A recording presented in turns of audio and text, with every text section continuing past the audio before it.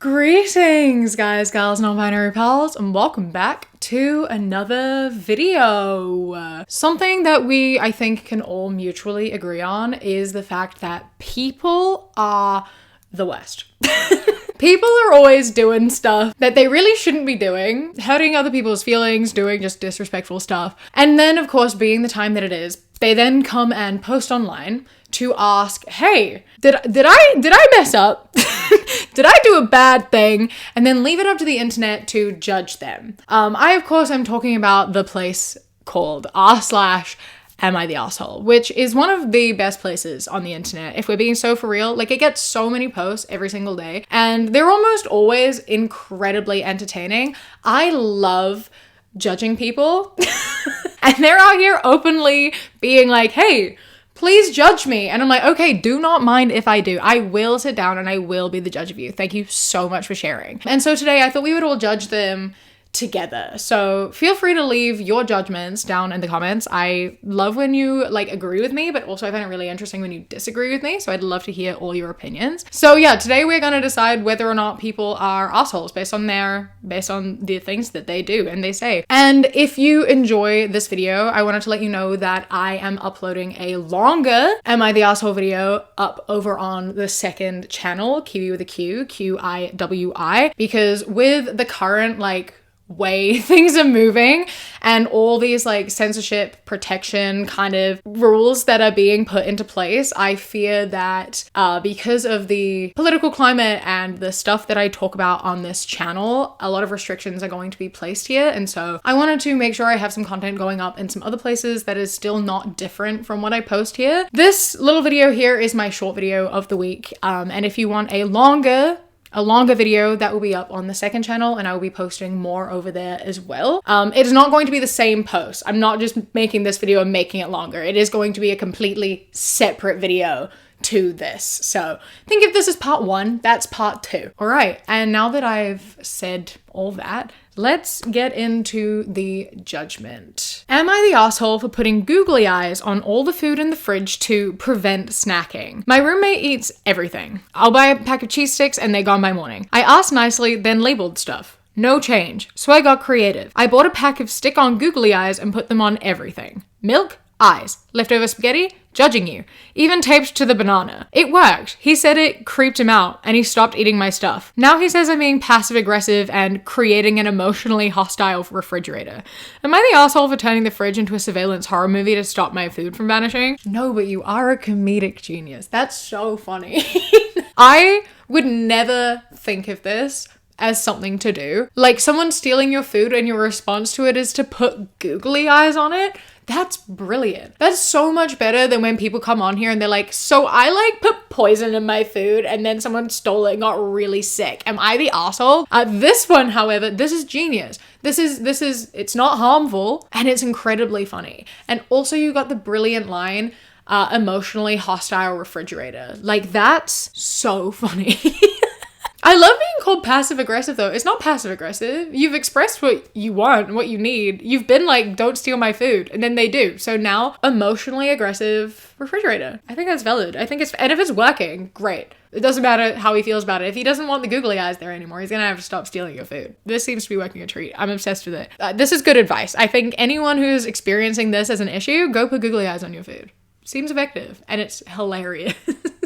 Am I the asshole for telling my youngest daughter she may not post a video of me having a hot flash? My youngest daughter, 19, lives at home. I, 51 female, was having a hot flash and I knew my daughter was filming me. My tank top stayed on, so nothing inappropriate was filmed. Later in the day, my daughter asked me if she can post the video on TikTok. She talked about how a lot of people would get something out of watching it. I told my daughter no, and I stood firm during her begging. She told her father, 53 male, who is my husband, and he asked me to reconsider. He told the video is hot, pun intended, and not embarrassing at all. I told him no.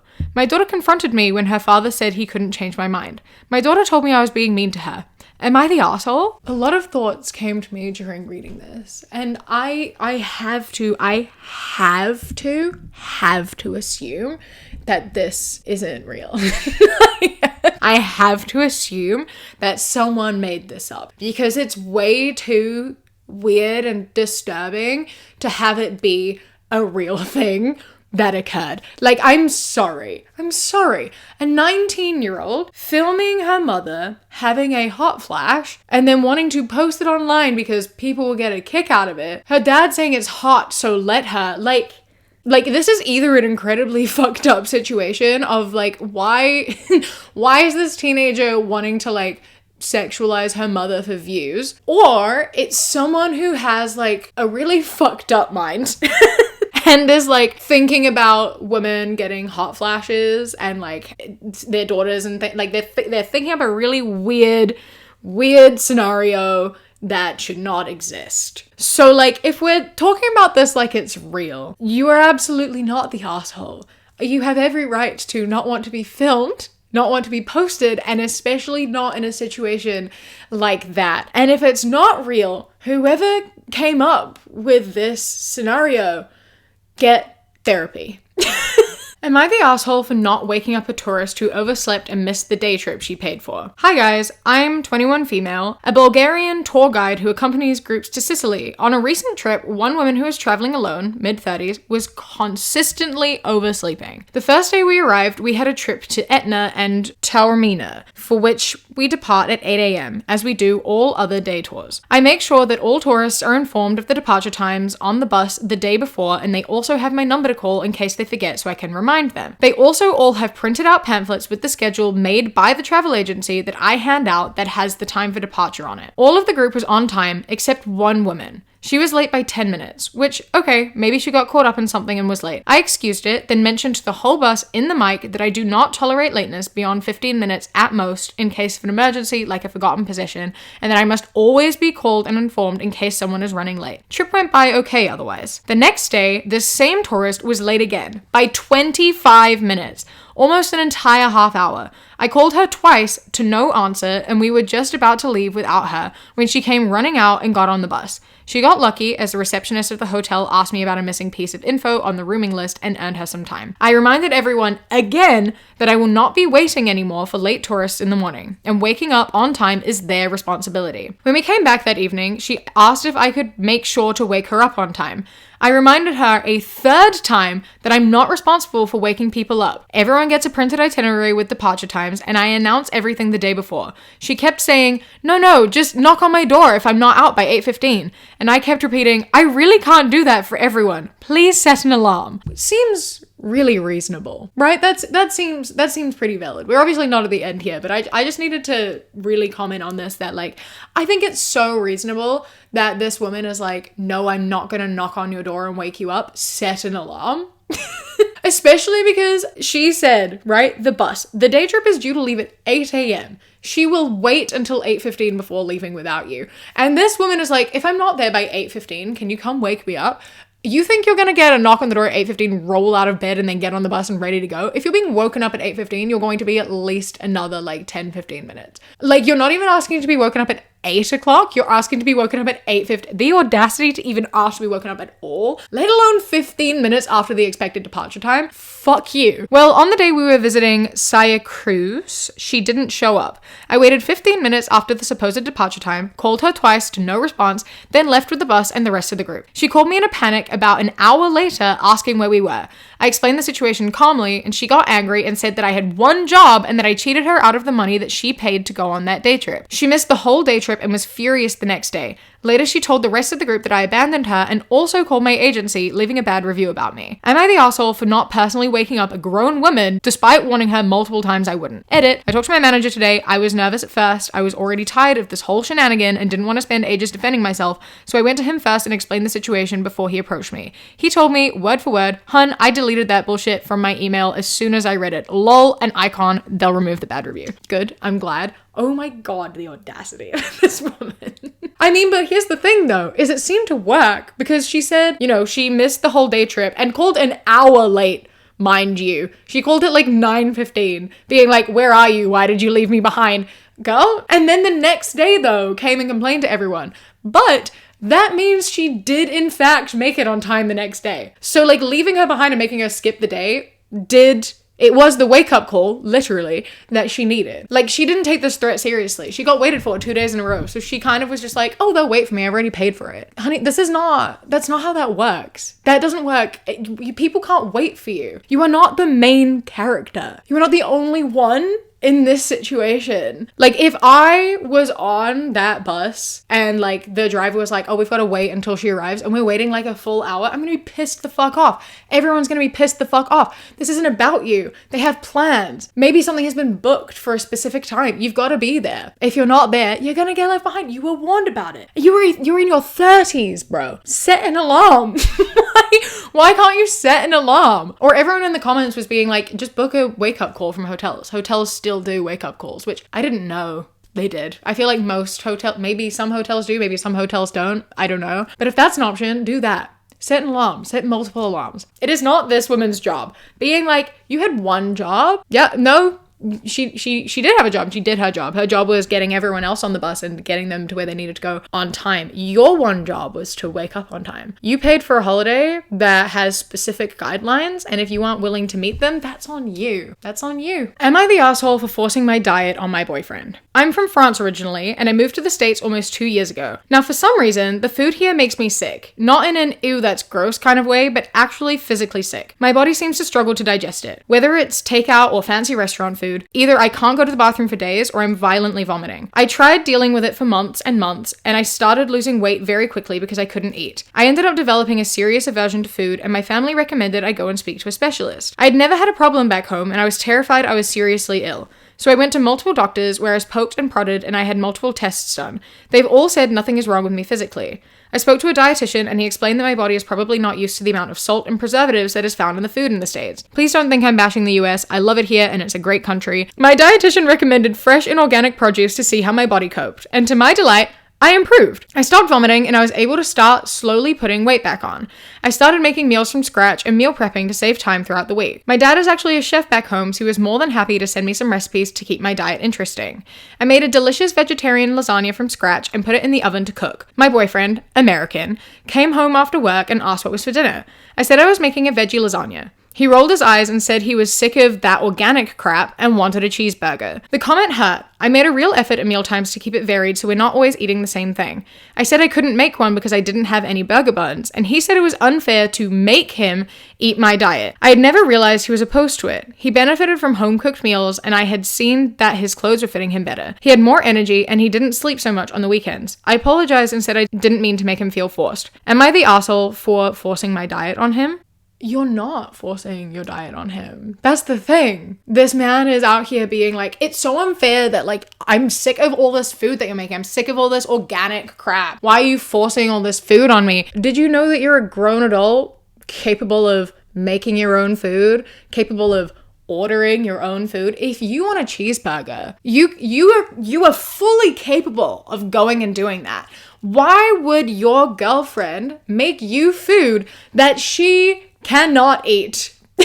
Like, why would she do that? She's gonna cook the food that she can eat. She's not gonna make 2 meals. She's gonna make what she can eat, and she's trying to keep it interesting so that you can also eat it and enjoy it. Like, I understand sometimes you might not feel like a specific thing. Maybe sometimes you do just feel like a burger. That's fine. That's not her fault, though. It's not her fault she can't eat the burger. None of this is her fault. It is your fault, though, for not just getting your own food if you want it. And also tell her in advance. You know that she can't eat these specific foods, but you wait until you get home, find out what it is, and then complain it's not something that you know she can't have. You can't do that. You can't in general, actually, overall, you cannot come home to someone who has cooked dinner and then be like, oh, what's for dinner? And then complain. You can't do that. If you want something specific, you have to put in a request earlier on.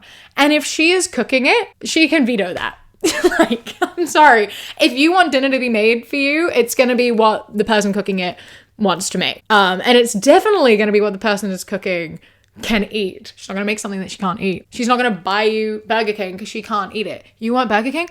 Go get it yourself. You're a grown-ass man. Go do it. It's okay. It's not her fault. So, honey, girly, It's not your fault. You aren't forcing your diet on anyone. You are not being the asshole. You are doing something that means that you can actually eat food and enjoy, you know, not throwing up every day, which is important. And if your boyfriend doesn't appreciate a home cooked meal or just isn't vibing with it that day, that's his fault. He can do something about it. Enjoy your veggie lasagna. Your boyfriend's being an ass. Am I the asshole for not canceling our long planned trip because my mother-in-law scheduled surgery at the same time? My husband and I have a big trip planned for 5 weeks from now. It's a once in a lifetime type of vacation. 15 days on the other side of the world, over 27 hours of flights each way. We've been planning and saving for it for over 6 months. Both of us work very stressful jobs and very rarely get to take any time off like this. Never did in the past 12 years. My mother-in-law, 70, has several health problems. She recently scheduled a complicated surgery for exactly the same time we'll be away. She knew we were away. We were not consulted about the timing. There's no other family around, and the few relatives who live about 40 minutes away either don't drive, have jobs, or simply can't or won't help during the surgery. We don't have the option to reschedule our trip without losing a significant amount of money, and honestly, we suspect she chose these dates partly for attention or to create conflict. There were other possible dates. Now there's pressure on us to cancel and be there for her, but we feel that after all the time, money, and energy we put into this trip and how rarely we get breaks, it's unfair to expect us to change our plans. Am I the asshole for deciding to still go on the trip? This is such an interesting and frustrating one, right? Of like, no, you're absolutely not the asshole. I think that it would be so fair to go on this holiday that you've been planning for ages and that like you will not get the opportunity to do for a long time, especially if it costs so much money. And if you're spending like 27 hours on flights each way, I get it. I've been there. That's me every time I go visit home, which is why I don't do it very often. Like, and I know how expensive those flights are. Like you can't get that back. You can't change it. It's so hard to change holidays, especially so last minute. And as you said, there were other dates available for the surgery. So it was absolutely deliberate. If there were dates available for the surgery to happen and it's not like an urgent, you need it done like ASAP kind of situation, then it was absolutely done on purpose. It was done specifically to like create this conflict. It was done specifically for the attention. It was done specifically so if you do choose to go on the trip, she can hold it over your heads forever. She can be like, well, you left me in my time of need. Well, you did this in my time of need. Remember that time when you left me alone and I had no one? It sounds like just an incredibly emotionally manipulative move. And I think that for that, you can't reward that by giving her what she wants. Like, I don't know. Like, she obviously expects you to give it up and be like, no, of course we'll look after you. And then she wins. Or you can be like, no, we're leaving you. And then she also wins, I guess. Actually, yeah, because then she can hold it above you forever. And that's so frustrating. That's just not a cool thing to do. That's so fucked up. Because even still, like, you're gonna decide to go on this trip and it's gonna take away some of the enjoyment out of it. Like, it's such a selfish move because now you're gonna go on this trip and you're gonna have this knowledge in the back of your mind that this, like, very important person in your lives is having a major surgery and is gonna be, like, alone. You have this knowledge that there is someone there who is going to be like guilt tripping you and also is going to be going through this like major thing and has done it deliberately for that purpose. So even if you do go, it's gonna be not the same. And that's so fucked up and horrible. And I'm so sorry that this is something that was done to you. Like, you can get a carer in. You can get someone else to come look after her. It is not your responsibility. It is not your husband's responsibility. Like, it is her own responsibility to sort that out, especially if she's going to deliberately do it at a time she knows no one is available to look after her. Like, she made that decision. She made the decision knowing no one was going to be there, so she now has to sort out the care. And it is not your burden to bear. Not your responsibility to carry. Like, she did this to herself. And yeah, not the asshole. The mother-in-law, however, asshole. I think that I'm going to end with that one. And if you want to hear some more, because I've got plenty more saved to my phone and ready to go, then please do go check out my other video on the second channel where I will be sitting for a little bit longer, talking about a few more. A few of them are more interesting as well. So go check that out. Come with me over there. And I will see you there in a minute. All right, so I hope you enjoyed this video. A huge thank you to my Kiwi cat patrons: Aurora, Sienna, Alicia, Marielle, Bree, Bay the Trucker, Chastity, Beckett, Prismatic Petey, Sushi, It's Crigolo, Phil the Duck, River, Queen Glimmer, Ella, Mr. Noodle, Radsack, Knitting Menace, Samuel, Chris, Ellie, Alexis, and Bobby. I love and appreciate you so much. Thank you so much for joining. I hope you enjoy the rest of your day. Stay safe. Keep fighting. I love you. Mwah.